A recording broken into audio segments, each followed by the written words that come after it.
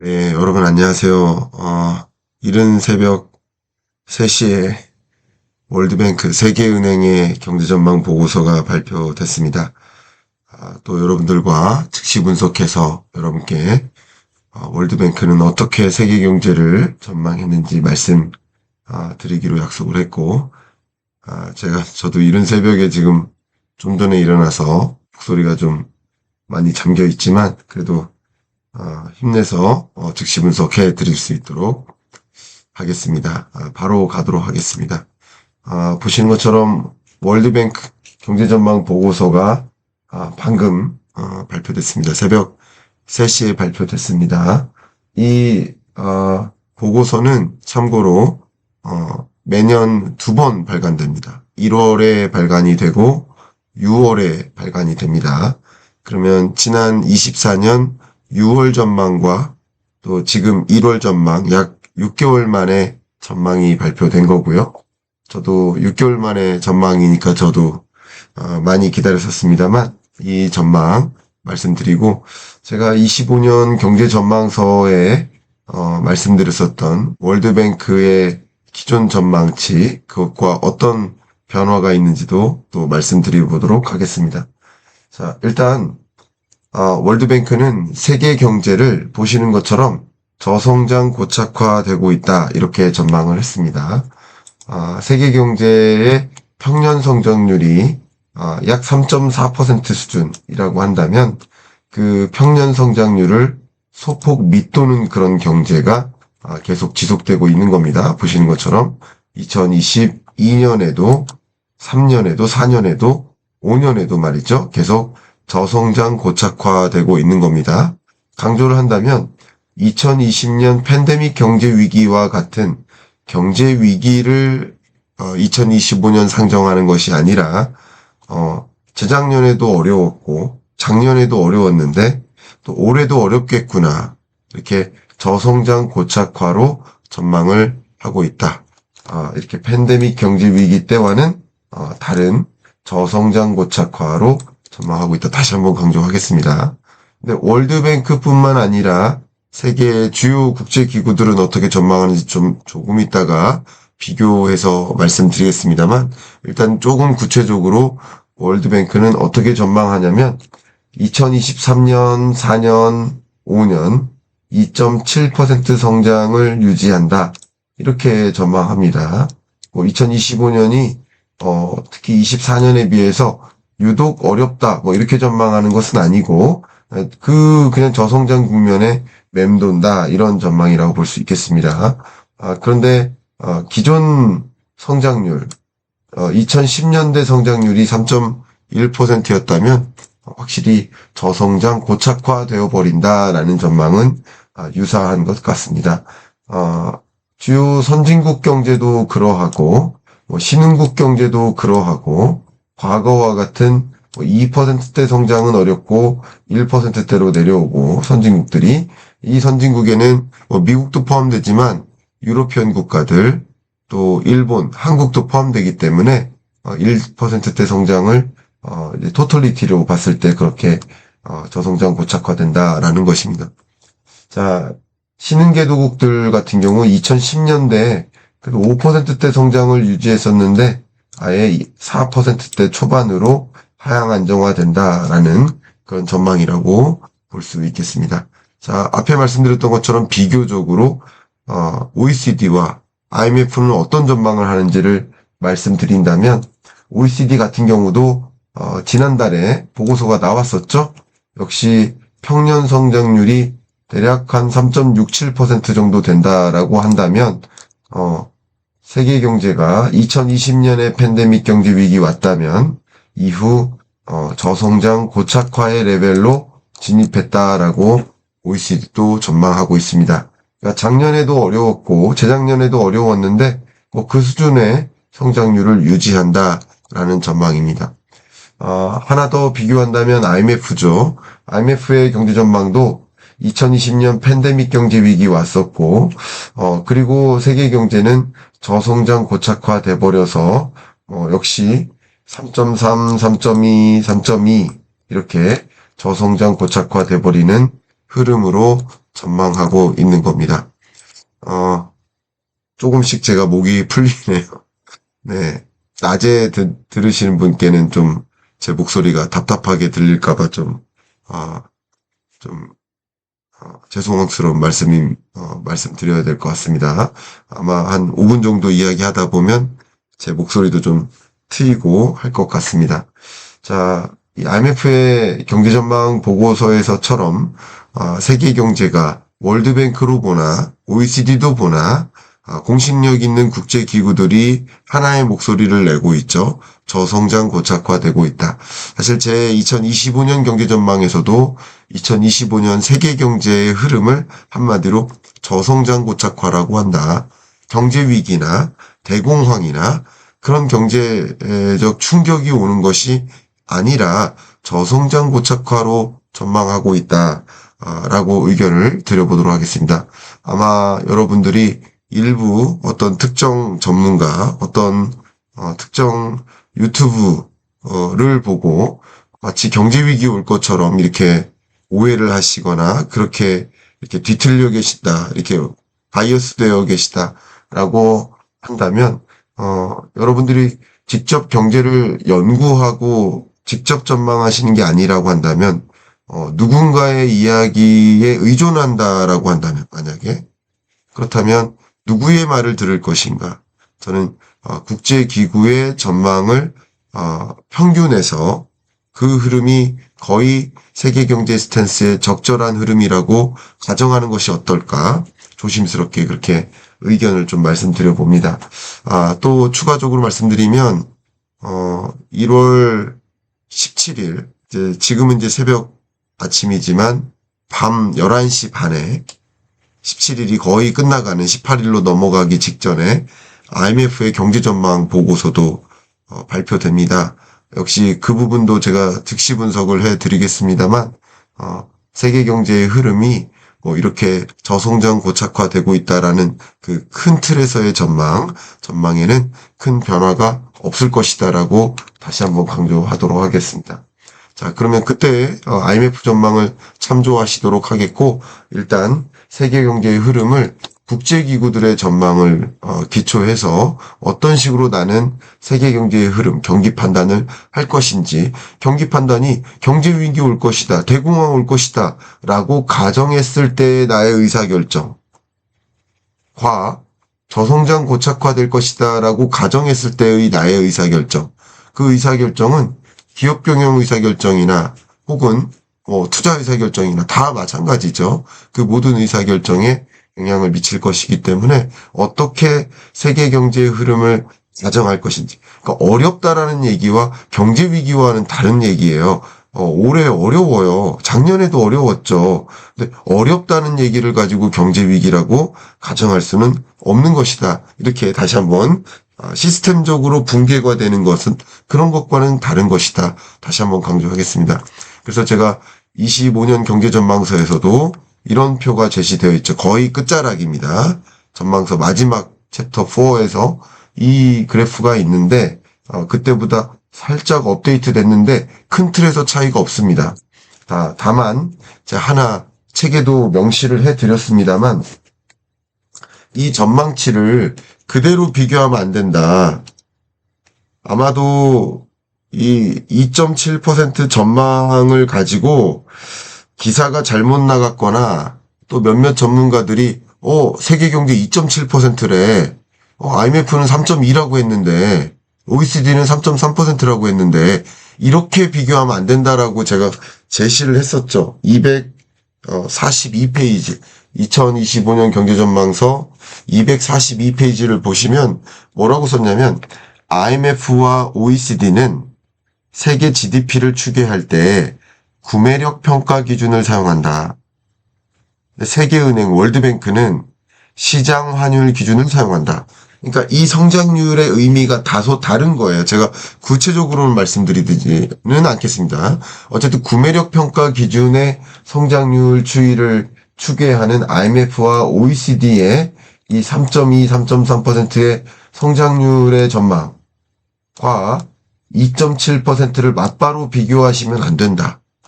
그냥 IMF는 IMF의 전망을 흐름을 가지고 판단하시면 좋겠고, OECD는 OECD의 전망의 흐름을 가지고 보시면 좋겠다.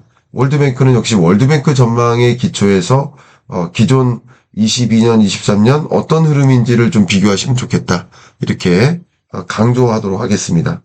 그리고 각각을 보면 IMF 기준으로 보면 장기 평균 성장률이 3.7%인데 계속 저성장 고착화돼서 3.2%로 성장한다라는 전망이었고, 역시 OECD도 장기적으로는 3.7% 전망인데 작년이나 올해 3.3%로 저성장 고착화될 것이다라는 전망이었고, 월드뱅크는 장기적으로 3.4% 성장하는데 2.7%로 저성장이 굳어져 버린다, 고착화돼 버린다라는 전망. 그 흐름은 큰 틀에서 차이가 없다. 저성장 고착화다라고 말씀을 드려보도록 하겠습니다. 자, 그러면 월드뱅크가 정초부터 경고의 메시지를 던졌지 않습니까? 종전에는 화요일 날 이 전망치를 제시하려 했다가 이 전망치를 좀 긴급하게 수정 조정하는 조치까지 단행했습니다. 그런 여정 속에서 정초부터 세계 주요 국가에게 어떤 메시지를 던졌을까요? 이 저성장 고착화 국면에 무엇이 위험 요인인지를 강조를 하지 않았겠습니까? 그 위험 요인 요약적으로 제시한다면 이런 요인이 있었습니다. 첫 번째 보시면 불확실성이 고조되고 어떤 정책들이 세계적으로 좀 달라지는 구조화에 놓인다라는 것이 하나의 중요한 다운 리스크라고 볼 수 있겠습니다. 다운사이드 리스크라고 볼 수 있겠습니다.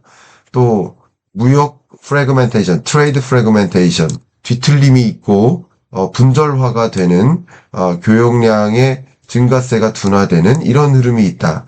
그리고 지정학적으로 긴장감이 고조되고 갈등이 또 이어질 수 있다. 그리고 높은 금리의 레벨이 유지될 수 있다. 그런 것들이 연관되어서 금융시장의 어떤 스트레스, 파이낸셜 스트레스를 계속 야기한다.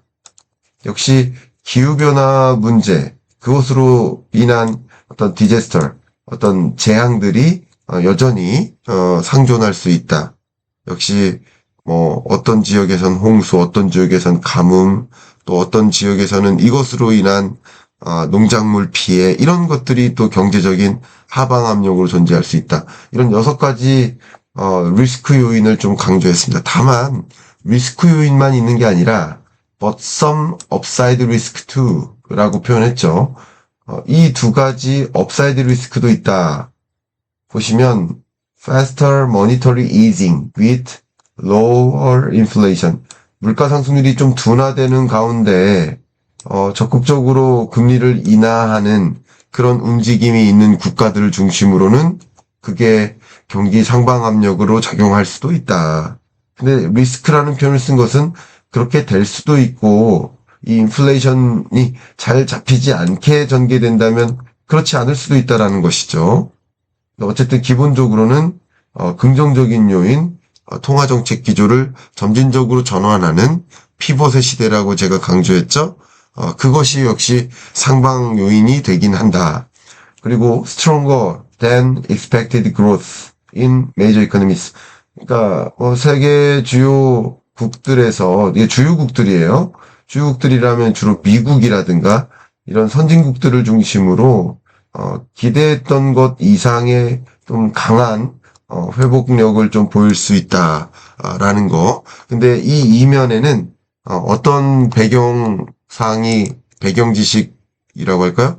세계은행이 지적한 것이 뭐였냐면 바로 개도국입니다. 개도국. 개도국 같은 경우 경제 성장률이 성장 둔화가 예상되지만 약한 성장의 흐름, 또 빈곤 같은 경우도 좀 더 완화는 되겠지만 충분히 해결되지 않는, 그래서 이 진전을 더 필요로 하는 그런 나라들이 불충분하게 빈곤이 완화되거나 불충분하게 개발 목표를 이루거나 달성하거나 하는 일들이 덜 있을 것이다라는 세계은행의 지적이 있었습니다. 자, 그러면 이 여러 가지 리스크 요인 중에 보고서 굉장히 두꺼워요.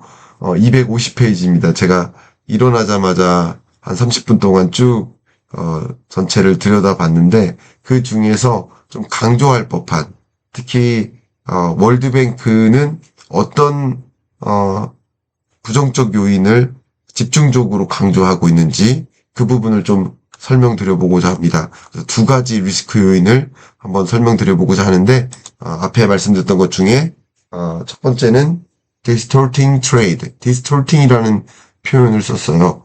그러니까 distort 이 표현이 이제 뒤틀리다, 비비꼬다, 이런 의미 아닐까요?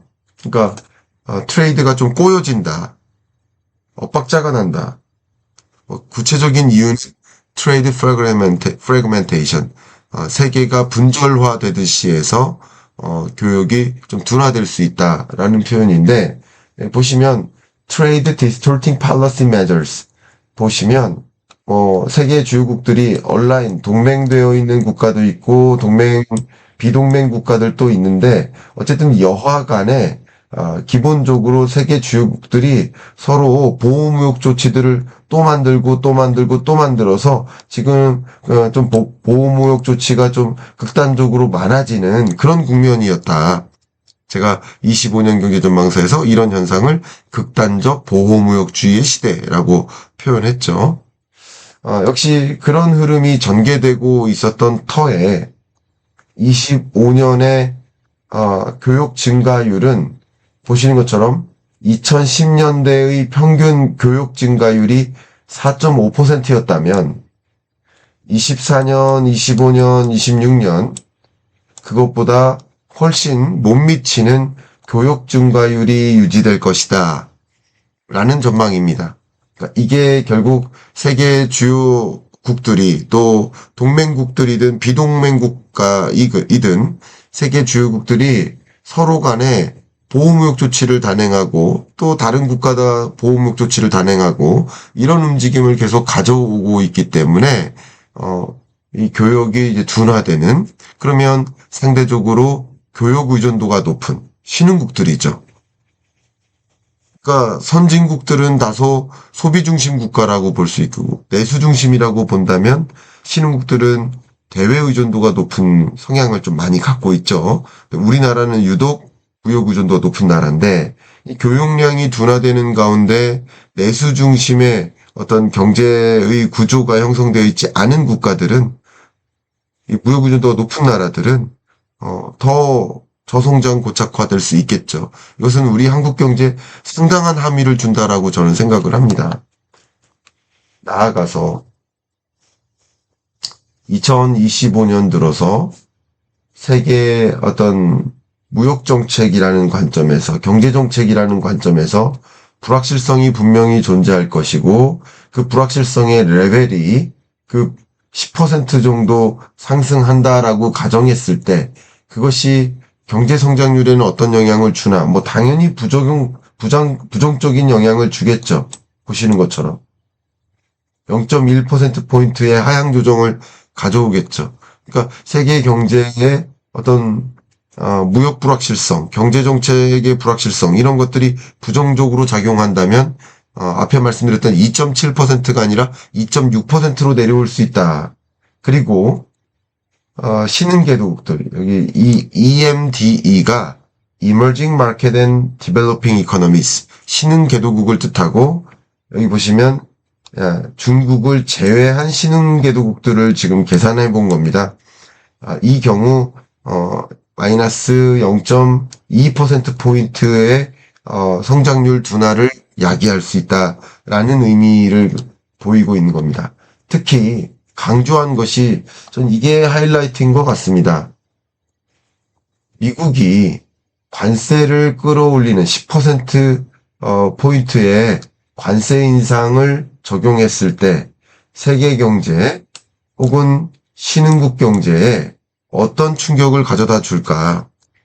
미국이 어쨌든 트럼프 시대에 보편 관세를 정말 단행한다면 어떤 정도의 충격이 있을까? 세계 경제는 성장률이 마이너스 0.3%, 또 EMD 신흥개도국에는 마이너스 0.1% 수준의 포인트 수준의 충격을 준다. 그러니까 단위는 퍼센트 포인트입니다. 그러니까 세계 경제가 2.7% 성장할 것으로 가정했는데 트럼프가 강한 보편 관세를 도입하기 시작한다면 2.7%가 아니라 3%포인트, 0.3%포인트가 깎인 2.4% 수준의 성장세로 도래될 수 있다. 특히 신흥국들도 0.1%포인트, 왜냐하면 이게 주요 강대국 간의 전쟁이라고 해석하고 있는 거예요. 미국이 유럽에 대해서, 그죠? 미국이 중국에 대해서 그런 느낌인 거예요. 또 이게 재밌는 표현인데 retaliation, 이게 보복입니다. 그러니까 미국이 10%의 보편 관세를 도입했을 때 상대국들이 보복 조치를 단행했을 경우로 상정한다면 0.3%포인트의 충격이 있을 것이다라고 전망한 건데, 만약에 보복 조치 없이 미국이 보편 관세를 단행하고 다른 나라들은 단행하지 않는다, 그냥 맞기만 한다 라고 가정한다면 대략 0.2%포인트의 충격으로만 머무를 것이다 라는 거죠.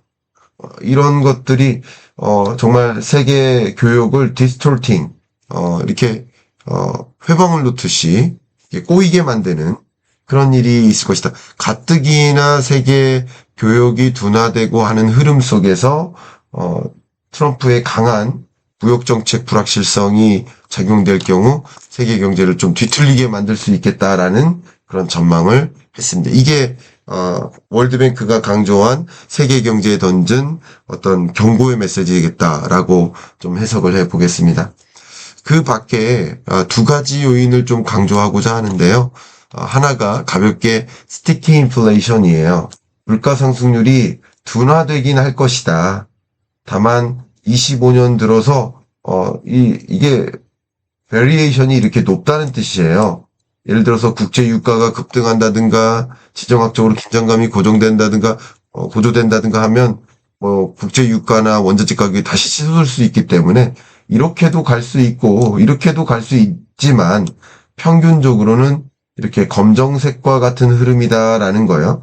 물가 상승률이 어쨌든 둔화되는 흐름은 지속될 것이다. 다만 이 둔화세가 좀 불확실한 흐름이라고 볼 수 있겠죠. 좀 명확하게 가파르게 물가 상승률이 둔화되던 흐름에서 이제 좀처럼 2% 언저리에서는 잘 2% 언더로 가깝게 만나기 어려운 그런 흐름이다라고 끈적끈적하게 나름의 고물가 기조가 유지되는 듯한 흐름이다라고 볼 수 있겠습니다. 오버롤하게는 디클라인, 그러니까 물가 상승률이 둔화되는 일이 있겠지만 그러나 좀 끈적끈적한 흐름이 같이 맞물릴 것이다라고 월드뱅크는 전망하고 있습니다.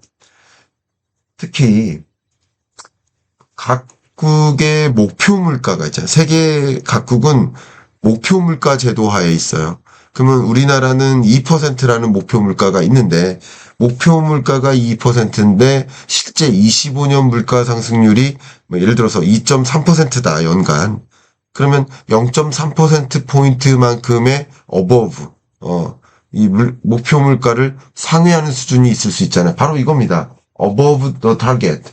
목표 물가를 상회하는 수준의 물가 상승률이 유지되는 그런 나라들이 얼마나 있을까라고 한다면 보시는 것처럼 2022년에는 신흥국이든 개도국이든 모두 다 신흥국 개도국이든 선진국이든 모두 다 인플레이션을 경험했었다고 볼 수 있어요. 거의 100%.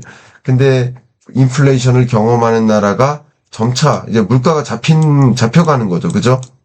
근데 25년에도 물가가 잡혀가는 건 맞지만 여전히 타겟 물가, 목표 물가를 상회하는 수준의 맴도는 그런 나라들이 여전히 있다. 아직 완전히 해결된 건 아니다. 고물가가. 그게 스티키 인플레이션이라는 거죠. 그럼 이렇게 스티키 인플레이션, 물가가 여전히 하나의 변수로서, 미국처럼 말이죠. 하나의 변수로서 작용하는 나라들은 어떤 통화 정책을 단행할까요? 지금 야기되고 있는 미국의 국채금리 상승이나 이런 현상들이 배경이 뭡니까? 미국 물가가 좀처럼 안 잡힐 수 있겠구나.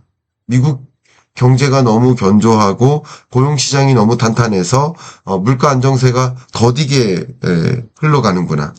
그러니까 금리 인하 못할 수도 있겠구나. 금리 인하 중단설이 국채 금리를 상승케 만들지 않았습니까? 바로 그겁니다. 자료를 보시면 High interest rate persistency, 높은 금리가 한동안 유지됨에 따라서 그게 경제적으로 하방 압력으로 작용될 수 있다. 상대적으로 낮은 금리로 전환한 나라들은 나름 회복 국면을 일찍 시작할 수도 있겠지만, 가장 대표적인 나라를 제가 꼽는다면 스위스라고 꼽을 것 같아요. 저의 의견을 드린다면 가장 적극적으로 저금리를 당장 취한 거죠. 보신 것처럼 선진국들과 신흥개도국, 아까 말씀드렸던 EMD, 각 국가들의 이 기준금리, 정책금리가 그래도 23년보다는 24년, 25년 점차 둔화될 것이라고, 기준금리가 인하될 것이라고 전망하는 건 맞습니다. 월드뱅크도.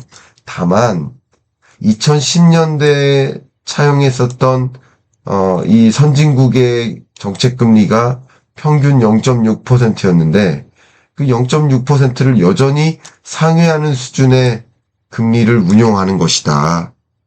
올해도. 신흥개도국도 마찬가지. 지난 2010년대의 금리가 5.4% 수준에서 운용을 했는데, 금리를 정상화하는 경로에는 있긴 있지만 여전히 6.0% 수준의 금리를 종전보다는 높게 유지하는 것이다. 이게 어쨌든 이 고금리의 부담을 가져오는 것이고, 고금리의 그 부담이 경제의 회복 속도를 더디게 만드는 것이다. 근데 여기서 중요한 것은 선진국은 상대적으로 종전보다 고금리를 차용하는 것이고, 그죠? 신흥개도국들은 좀 서둘러서 금리 인하를 해서 종전보다 살짝 고금리를 선택하는 거예요. 이건 무엇을 이야기할까요? 미국을 중심으로 이야기해 본다면 강달러의 장기화를 뜻하는 겁니다. 강달러의 장기화는 최근 캐피털 플로우, 그러니까 돈의 흐름이 신흥국으로부터 마구 빠져나왔어요. EMD를 보나 중국을 제외한 EMD를 보나, 그러니까 중국을 포함한 신흥개도국이나 중국을 제외한 신흥개도국이나 여하간에 신흥국들은 다 돈이 빠져나갔었다. 24년 들어서. 왜?